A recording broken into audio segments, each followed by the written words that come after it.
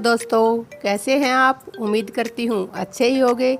तो आज मैं आपको करवाने जा रही हूँ 12वीं क्लास का दूसरा लेसन द्विध्रुवीयता का अंत, जिसमें मैं आपको बताऊंगी रूसी क्रांति के बारे में, सोवियत संघ के इतिहास के बारे में, उसकी सामाजिक आर्थिक दशाओं के बारे में, उसमें क्रांति क्यों हुई आदि के बारे में। तो चलिए मेरी वीडियो की तरफ।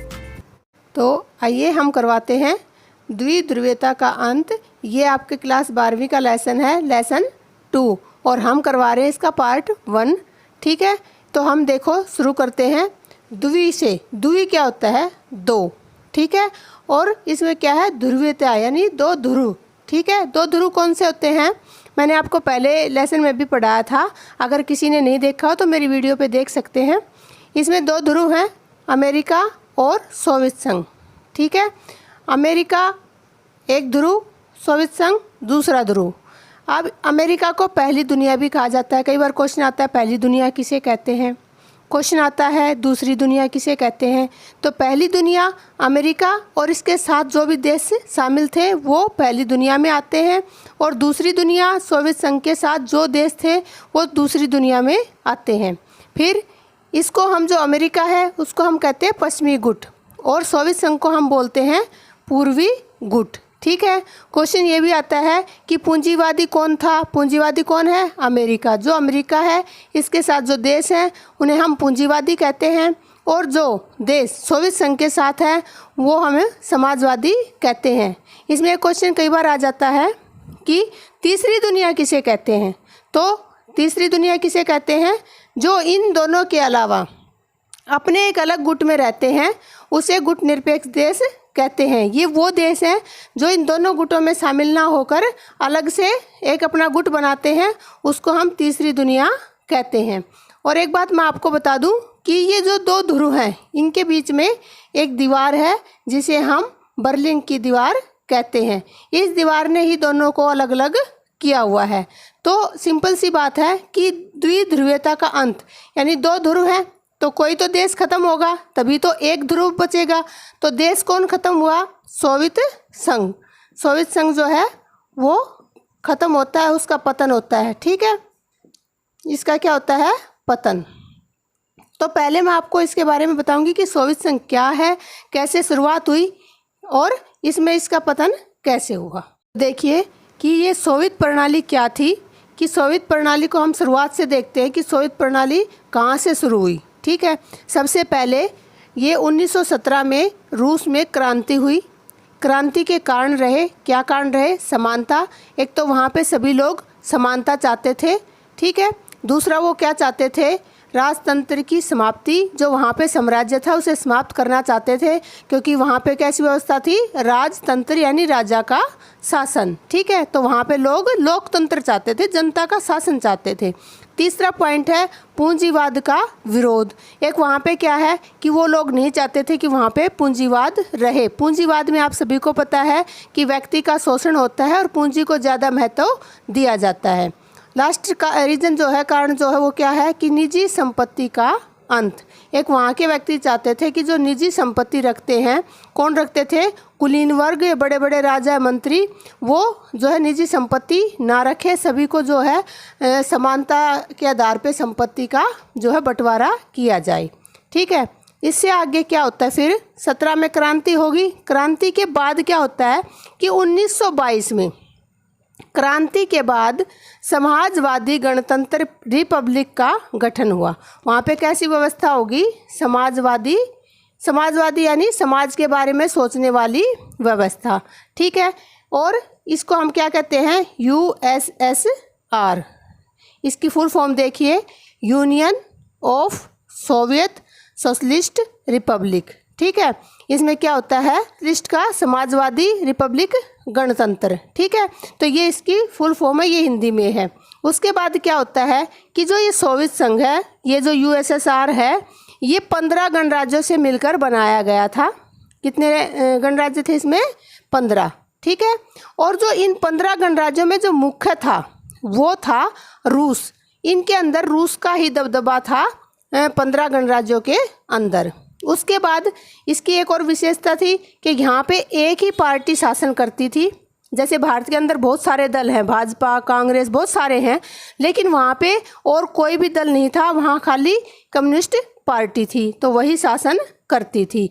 विपक्ष का ना होना, जब और पार्टियां हैं ही नहीं तो विपक्ष कहाँ से होगा, ठीक है। तो विपक्ष कहाँ से होता है कि बहुत सारी पार्टी है, एक सत्ता में आ गई और दूसरी विपक्ष में आ गई, लेकिन वहाँ पे सिर्फ एक ही पार्टी थी तो विपक्ष नहीं था। चलिए आगे, सोवियत संघ की विशेषताएं। सबसे पहली विशेषता क्या है कि विश्व की दूसरी सबसे बड़ी अर्थव्यवस्था। एक तो सबसे बड़ी अर्थव्यवस्था थी ये विश्व की, दूसरी क्योंकि पहली आपको पता ही अमेरिका की है और दूसरी किसकी थी, सोवियत संघ की। दूसरा पॉइंट है राज्य का स्वामित्व। एक यहाँ पे जितनी भी भूमि थी, उत्पादक क्षेत्र थे, संपदा थी, उन सभी पर नियंत्रण किसका था, राज्य का नियंत्रण था, सोवियत संघ का नियंत्रण था। जो भी काम होते थे वो अपने अनुसार उसको करता था। तीसरा क्या है, न्यूनतम आवश्यकताओं की पूर्ति। यहाँ सबसे बढ़िया बात क्या थी कि चाहे कितना भी गरीब व्यक्ति हो उसकी न्यूनतम आवश्यकताओं की पूर्ति होती थी। न्यूनतम आवश्यकता क्या होती है बेटा, भूमि, कपड़ा और मकान, वो सभी को मिलते हैं। फिर है संचार प्रणाली उन्नत। यहाँ पर जो आवागमन के संसाधन थे वो बहुत ही उन्नत थे, वहाँ पे कोई बाधा नहीं थी। विशाल ऊर्जा संसाधन। एक किसी भी देश के विकास के लिए हमें संसाधनों की आवश्यकता पड़ती है, जैसे खनिज है, लोहा है, इस्पात है, तो वहाँ पे काफ़ी मात्रा में भंडार थे, वहाँ पे इनकी कोई भी कमी नहीं थी। फिर है उन्नत घरेलू उपभोक्ता उद्योग। एक यहाँ पर जो घरेलू क्या होता है, जो हम घर में यूज करते हैं, उपभोक्ता यानी उपभोग की वस्तुएं, उनके बहुत सारे उद्योग बने हुए थे। और उसमें क्या है, आप वहाँ पे जैसे सोवियत संघ के अंदर ही पिन से लेकर कार तक की चीज़ें वहीं देश में ही बनती थी। उसके बाद आता है नियोजित अर्थव्यवस्था। जैसे हमारे देश में पंचवर्षीय योजनाएं बनती हैं, वैसे ही वहाँ पे भी एक योजना के तहत कार्य होता था। वहाँ पे ऐसे नहीं है कि भाई काम शुरू कर दिया और फिर कोई बाधा आ गई, नहीं, पहले ही देख लिया जाता था कि काम को किस तरीके से करना है, तो योजनाओं के माध्यम से जो है कार्य किया जाता था। अब है मिखाइल गोर्बाचोव। ये 1985 में कम्युनिस्ट पार्टी के महासचिव बने। ये क्वेश्चन कई बार आता है कि ये कौन था, इसने क्या सुधार किए, क्या क्या नीतियाँ लागू की, तो बहुत इंपॉर्टेंट क्वेश्चन है, ये पेपर में ज़रूर आता है। तो इसमें क्या है, इसने सुधार क्या किए, इसने 2 नीतियाँ बनाई सुधारों के लिए। पहली नीति थी ग्लासनोस्त, इसका अर्थ होता है खुलापन, मतलब इसने पूरी छूट दी, खुलापन किया ताकि जो है सोवियत संघ में शांति बनी रहे। दूसरी नीति इसने बनाई पेरेस्ट्रोइका, इसका अर्थ होता है पुनर्रचना। इसका मतलब क्या था कि वो सोवियत संघ को पुनः गठित करना चाहता था, संगठित करना चाहता था, ताकि वो सोवियत संघ का काफ़ी विकास कर सके, ठीक है। अब उसने क्या क्या प्रयास किए, राजनीतिक सुधार किए। पहला राजनीतिक सुधार क्या किया, जर्मनी के एकीकरण में सहायता करना। उसने क्या किया कि जो जर्मनी था उसके एकीकरण में अपना काफ़ी योगदान दिया, ताकि जो है वो लोगों को खुश कर सके, ठीक है।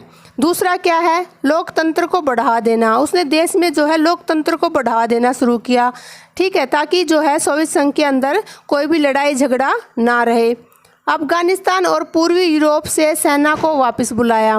फिर इसने क्या किया कि जो सोवियत संघ की सेना थी अफगानिस्तान में और पूर्वी यूरोप में, उसको वापस बुला लिया। इसका मतलब क्या था कि ये नहीं चाहता था कि शीत युद्ध आगे बढ़े और जो है पूर्वी देशों के साथ या पश्चिमी देशों के साथ इसका कोई भी लड़ाई झगड़ा रहे, ये अपने देश का विकास चाहता था। इसके बाद जो है आते हैं आर्थिक सुधार।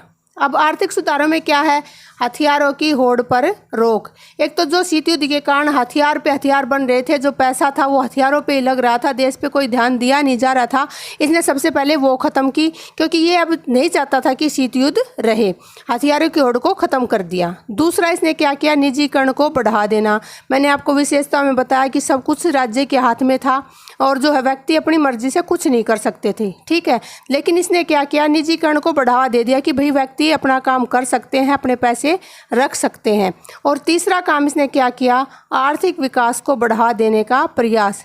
ये चाहता था कि इतना आर्थिक विकास हो, उसके लिए इसने जो है नई नई व्यवस्था मैंने आपको बताई, हथियारों की जो होड़ पे रोक लगा के जो पैसा था उसने आर्थिक विकास पे लगाना शुरू किया, ताकि देश का विकास हो सके, क्योंकि दिन पे दिन जो है सोवियत संघ पतन की तरफ जा रहा था। तो इसने अपनी तरफ से सुधार किए राजनीतिक और आर्थिक।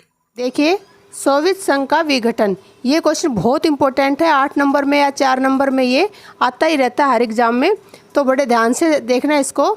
दिसंबर 1991 में सोवियत संघ के 3 बड़े गणराज्य, मैंने बताया था 15 गणराज्यों से मिलकर बना था, तो इसके जो बड़े गणराज्य थे उन्होंने क्या किया, कौन कौन से थे, रूस, यूक्रेन और बेलारूस, इन तीनों ने मिलकर क्या किया कि इसके विघटन की घोषणा कर दी कि भाई अब ये जो है पूरा एक नहीं रह सकता सोवियत संघ, हम अलग अलग हो रहे हैं। ठीक है, तो अब देखिए इसके जो है विघटन या पतन के कारण, ये क्वेश्चन ऐसे भी आता है कि सोवियत संघ के विघटन के कारण बताइए या फिर सोवियत संघ के पतन के कारण बताइए। तो पहला जो रीज़न है वो है लोगों की आकांक्षाओं को पूरा न कर पाना।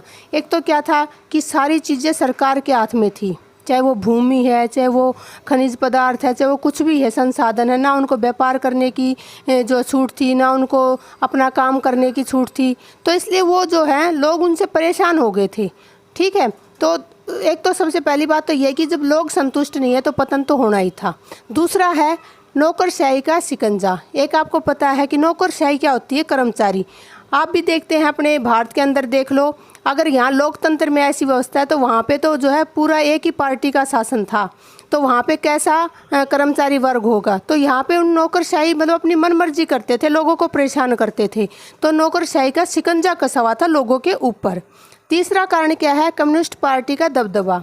अब आपको पता ही है कि यहाँ पे क्या होता है, बहुत सारी पार्टियाँ, हमें पसंद नहीं आई एक पार्टी, भाजपा पसंद नहीं आई तो कांग्रेस है या और दूसरे दल हैं, कांग्रेस पसंद नहीं आई तो भाजपा है या बसपा, जो भी हैं और बहुत सारे दल हैं, लेकिन वहाँ पर सिर्फ एक ही पार्टी का दबदबा था और वो अपने अनुसार ही काम करती थी। ठीक है, उससे लोग जो है 70 साल तक उसने शासन किया, उससे लोग बहुत ही नाराज़ हो गए थे और उससे बस छुटकारा पाना चाहते थे।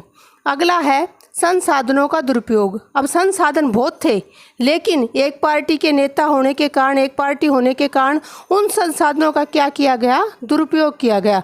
जनता के लिए कम और अपने लिए उन संसाधनों का प्रयोग ज़्यादा किया गया। 5वां पॉइंट है गोर्बचेव की सुधारों की धीमी गति से असंतुष्ट। अब आपको पता है गोर्बचेव ने बेचारे ने बहुत सारे सुधार करने का प्रयास किया, लेकिन इतने सालों का जो काम चल रहा था उसको ये एकदम से नहीं बदल सकता था। तो इसकी जो गति थी लोगों को लगा बहुत धीमी है और ऐसे तो बहुत साल निकल जाएंगे। तो जो ये सुधार करने का इसने प्रयास किया ये उल्टे पड़े, लोग उससे क्या हुए, असंतुष्ट हो गए और ये भी एक पतन का कारण बना। 6वां पॉइंट है उपभोक्ता वस्तुओं में कमी। आपको पता है कि यहाँ पे क्या सुई से लेकर कार तक बनती है, बहुत ज़्यादा उत्पादन है, लेकिन जब लोगों को जो चीज़ चाहिए उनको वो नहीं मिल रही। ठीक है, बड़े बड़े व्यक्तियों को मिल रही है, पार्टी के नेताओं को मिल रही है, मंत्रियों को मिल रही है, लेकिन आम लोगों तक वो चीज़ नहीं पहुँच पा रही, इससे भी लोग असंतुष्ट हुए। उसके बाद है सोवियत संघ राजनीतिक और आर्थिक रूप से कमज़ोर हो चुका था। ये क्यों हुआ, मैंने आपको पहले ही बताया था कि ये क्या करने लगे, जैसे मैंने बताया हथियारों की होड़ अमेरिका की बराबरी करने लगे, अंतरिक्ष में जाने की होड़, मतलब होड़ में जो है जितना भी आर्थिक विकास, जितना भी पैसा था उन पे लगाने लगे और देश के ऊपर जो है, देश के नागरिकों के ऊपर वो कुछ भी नहीं लगा रहे थे। इसलिए वो जो है पूर्ण रूप से राजनीतिक तौर पर भी और आर्थिक रूप से भी वो कमज़ोर हो गए थे। तो ये 7 पॉइंट है इसके विघटन के, बहुत ज़रूरी क्वेश्चन, इसे ज़रूर करना। थैंक यू मेरी वीडियो देखने के लिए। अगर आपको ऐसी वीडियो चाहिए तो बने रहिए मेरे चैनल के साथ, और आपको अगर मेरी वीडियो पसंद आ रही है तो इन्हें सब्सक्राइब कीजिए, लाइक कीजिए, और अगर आपको कुछ भी पूछना है तो कमेंट सेक्शन में जाके आप मुझसे पूछ सकते हैं। मिलते हैं अगली वीडियो में। Bye bye, take care.